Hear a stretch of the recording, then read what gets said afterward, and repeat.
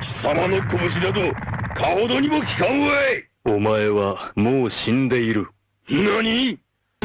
そうは匠できれぶ。 It has been some years that I have been using this really nice browser extension. If you're looking to boost your navigation experience, it's time to start using SurfingKeys. In today's video, I'm gonna walk you through some of the basics and show how I use it daily. For the basic movements, we can just press J and K to go up and down. The same can be done with D and E to scroll a bit faster. To click on any link in the page, just press F and some floating letters will show up. Just choose the key combo to open the desired link. For example, the FT will navigate me to the feature list. To go to the top of the page, it's the same as Vim. Just press GT to go up and capital G to go down. To open any link in another tab, press F followed by capital letters. For closing the current tab, just press X. In any case, if you would want to open the link in another tab but stay in the current one, you can use capital C. To switch between them, you can use capital R and capital E to go left and right. Of course, if you want to open multiple links in another tab, it's a bit of a pain to keep repeating capital C. Instead, use CF to open as many links as you want without the need to press capital C before.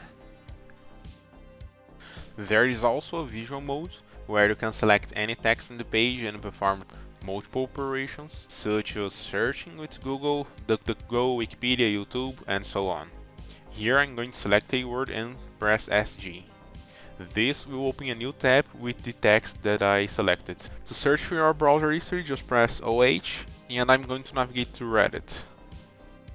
One of the things that I find it so useful is the possibility to focus any input field in the page. So if the page has only one input, it will put your cursor there without requiring you to choose one. Also, you can go back and forth in history with S and D. It is possible to edit the address bar with a Vim box. Here you have the most of the Vim movements to edit text. I'm just going to navigate a bit and find some nice wallpaper. Here to download the image, just press semicolon, DI and choose the one we want. Now we have multiple yank operations at our disposal, as we can see in the bottom right corner, such as copy the page URL, yank multiple links, capture a screenshot, duplicate the current tab, and so on. And of course, SurfingKeys has a help menu to see all the key bindings. This is basically your go-to cheat sheet if you forget something.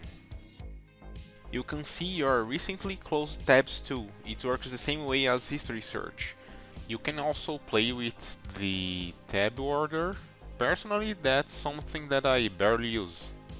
A feature that comes in handy, and the one that I use the most, is the search bar. And of course, there are multiple ways to search. Also, you can translate the entire site with Google Translate with semicolon T. If you want to translate just one word, that's okay too. Just enter in visual mode, select the word and press semicolon T. And there you go. That's it for today's video. Thanks for watching and I hope to see you in the next one.